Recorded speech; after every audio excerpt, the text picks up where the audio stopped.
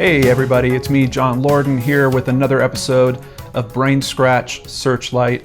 There's been several television shows over the past several decades, particularly when reality TV started kind of kicking around, where some very bad things have occurred to guests of those shows. I'm sure some of you remember the Jenny Jones show. They had an issue. I believe the Jerry Springer show also had an issue that kind of treaded into real life crime. And here we're talking about another one that's a little bit less expected. This is a picture behind me of Michelle Parker, and she was a guest on the People's Court. She was actually the defendant in this case, and it was her ex-fiance, Dale Smith, that was suing her for $5,000, the cost of an engagement ring that basically they lost while they were in an argument. Now, the episode is available on YouTube. It's a really bad, like a video camera capture of a television, but I did watch all of it, and I've included it in the links below for you, just because I wanted to get a little more insight into the relationship between the two of them. There are a lot of eyes pointed at Dale, and probably with some really good reason. See, she went missing on the day that show actually aired.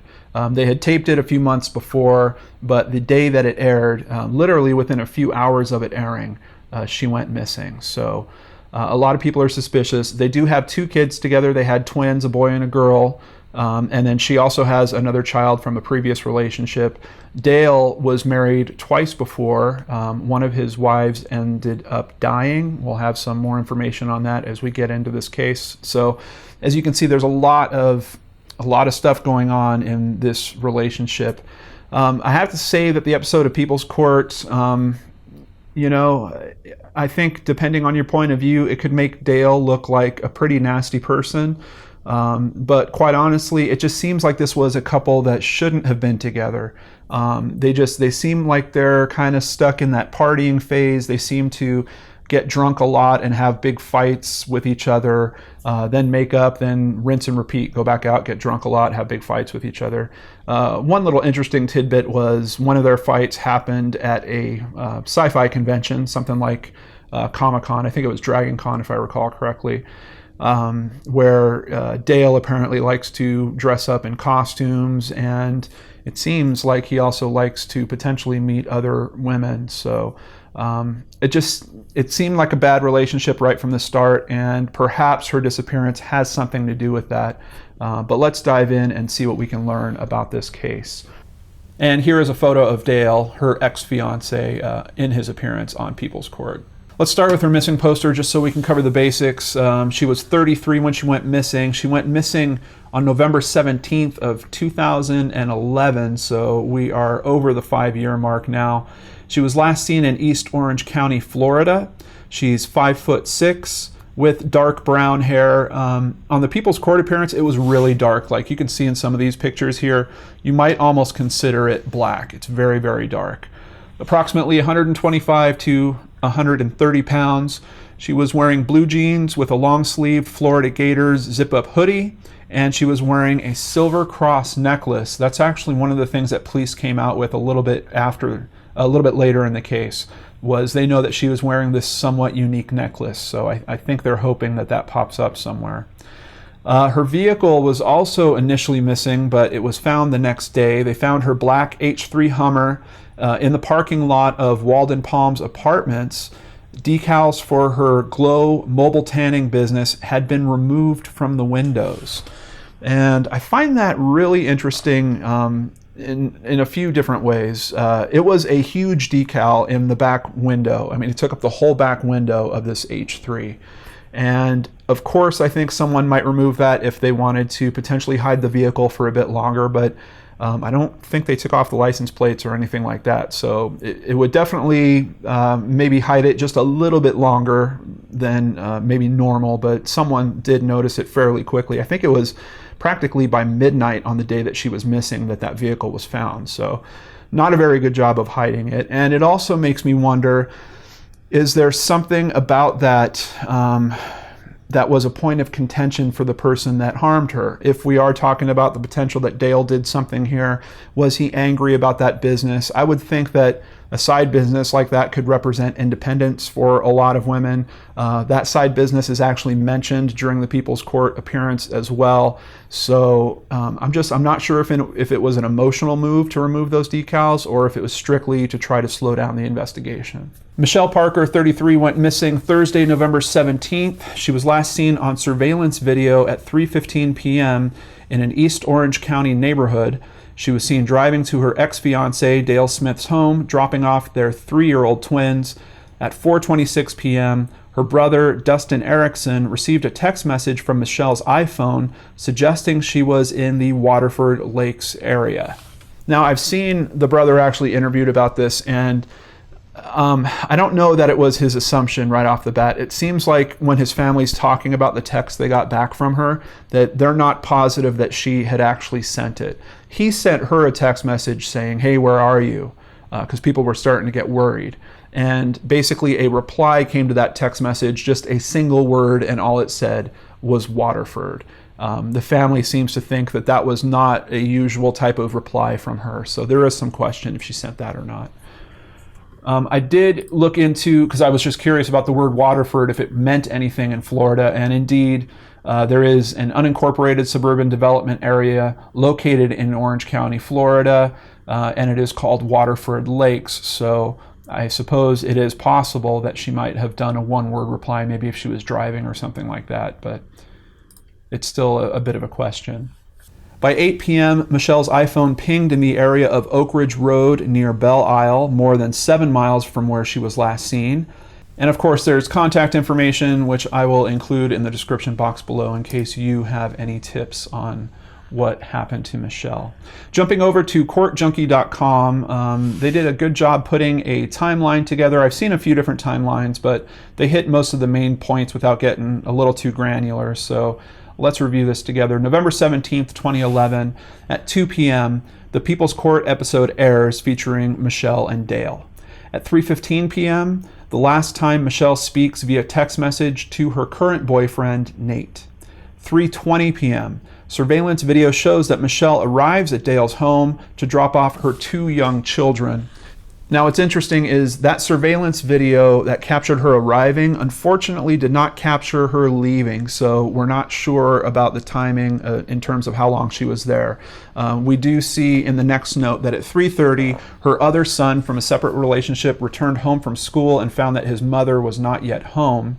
At 4 p.m., Dale reportedly says this is the last time he saw Michelle, even though surveillance video shows that Michelle actually arrived at his home earlier.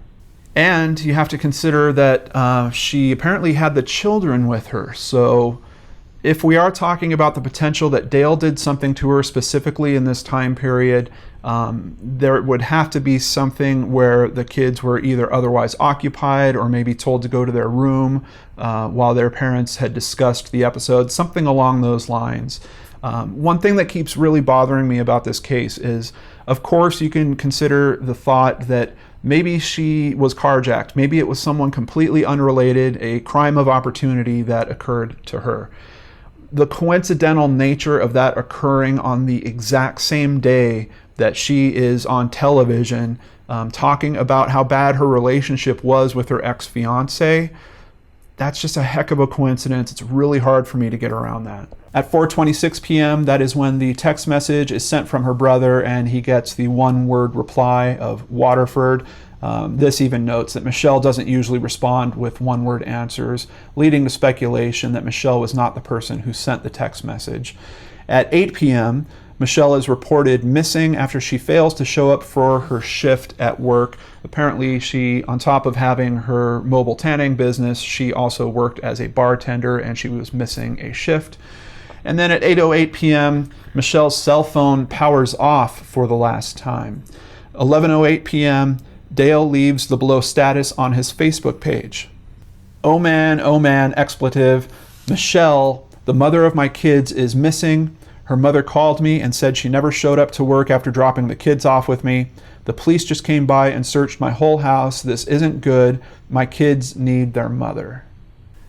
Now, it's hard to know how the relationship was at this point. I mean, they were broken up. So I don't know if this statement is necessarily odd, but I do have to say the first time I read it, she's only missing for a handful of hours at this point. It could be that she was off doing something personal or had some kind of emergency situation that she had to tend to. It just struck me like, I don't know, I kind of felt like there's potentially some damage control going on in posting this message to Facebook.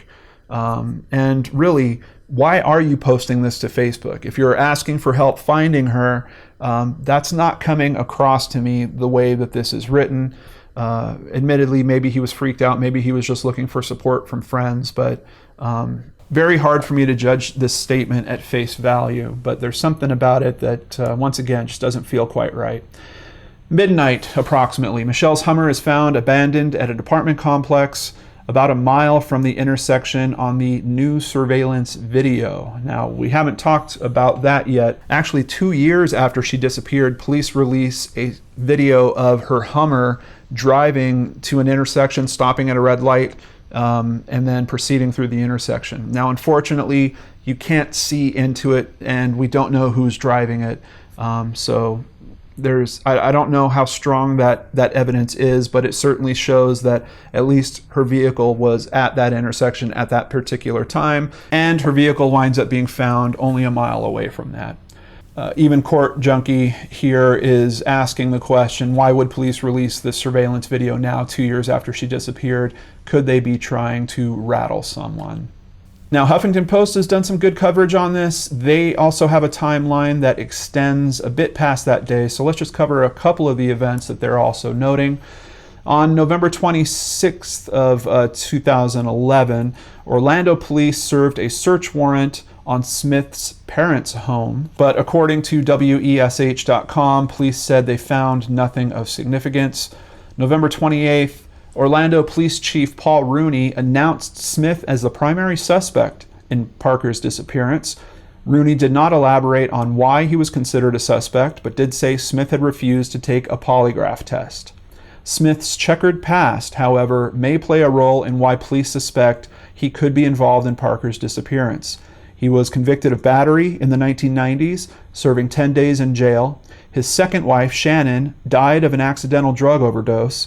In 1996, he joined the U.S. Marine Corps, and he was court-martialed in 2001. Smith was subsequently dishonorably discharged in 2003. More recently, in 2009, Parker attempted to obtain a restraining order against Smith, but the request was denied due to lack of evidence.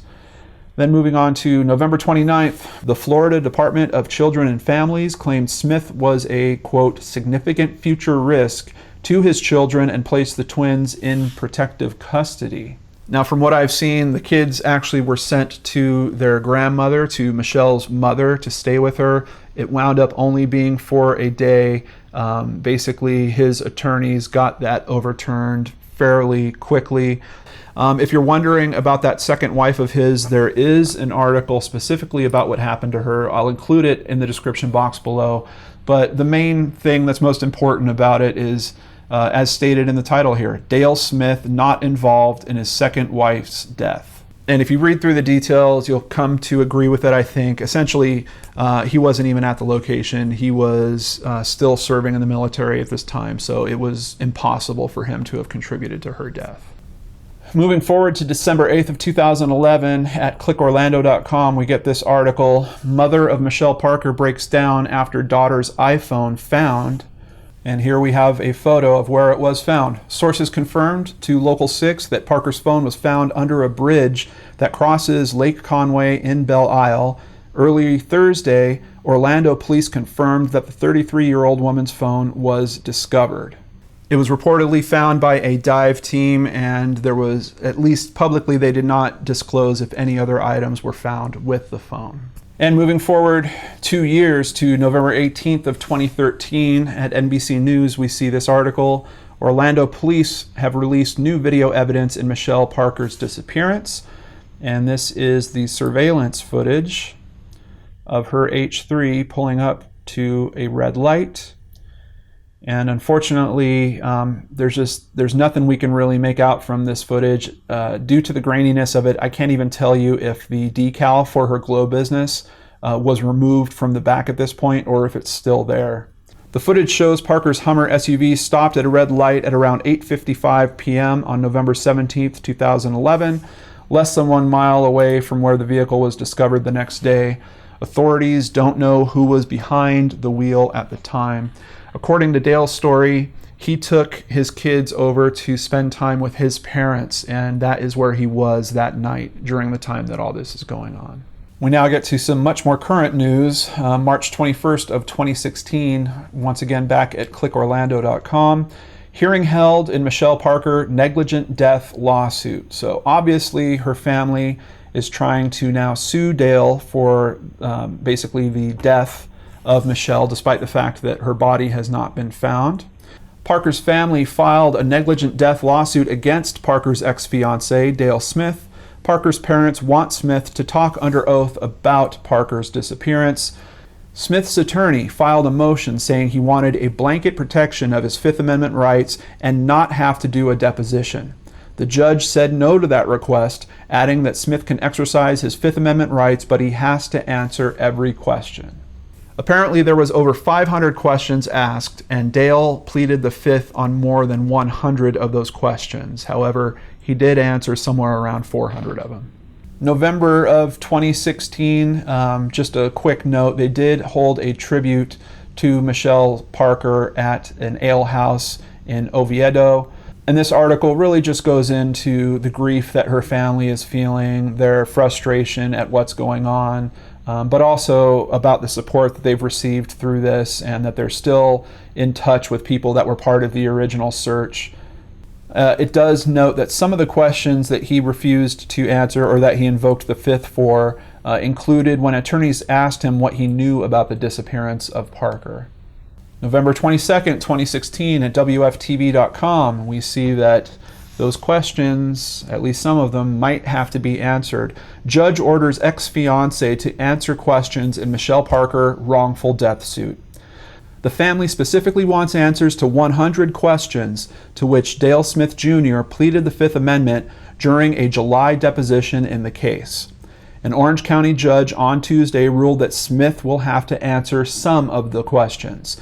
The questions that he did not answer mainly concerned previous allegations of violence and possible anger issues, and questions about Smith's time in the military and his ex-wife. Smith will be deposed on the case again, but a date was not available. I'm very curious to know what questions the judge is forcing him to answer. Unfortunately, there is no new updates on this case, and this was as of November, so we're over 3 months away from that now. However, I'll keep an eye out for it, and there should be some updates very, very soon on this. There is also another legal process going on here.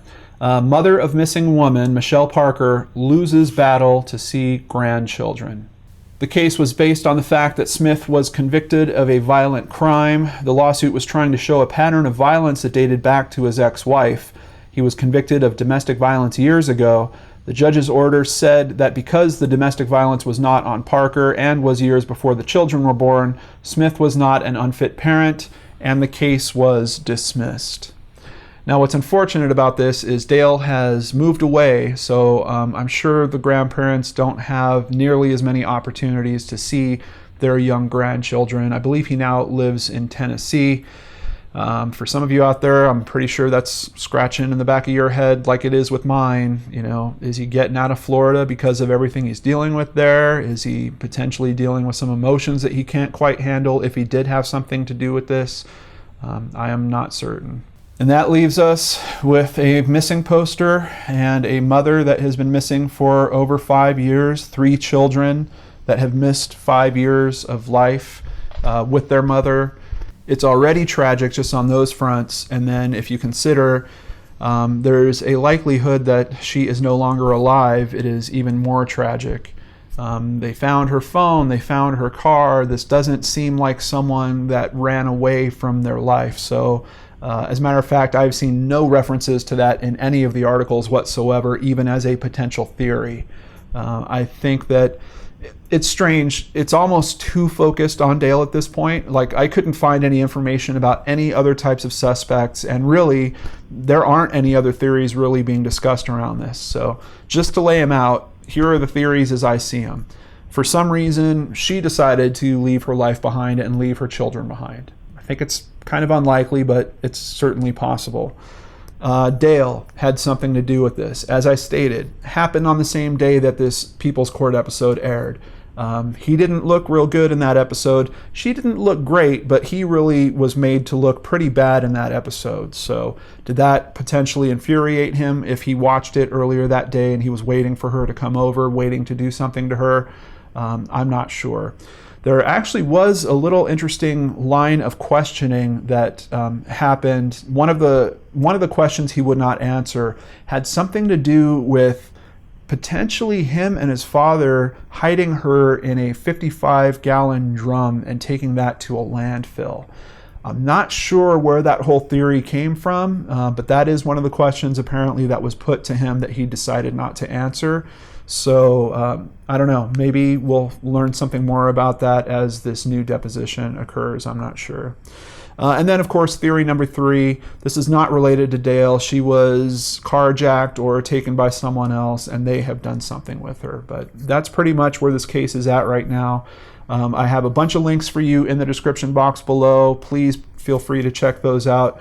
And, you know, I try to not judge these cases too much on how people appear, particularly on something like a television show like that, but I do think that there is some value in watching the People's Court episodes so you can get a better understanding of the dynamic that's going on between these two. I don't necessarily think one person is more right or more wrong. They both seem to be kind of violent towards each other, but you know, if he put his hands on her at some point, that would certainly lead me to believe that he was wrong.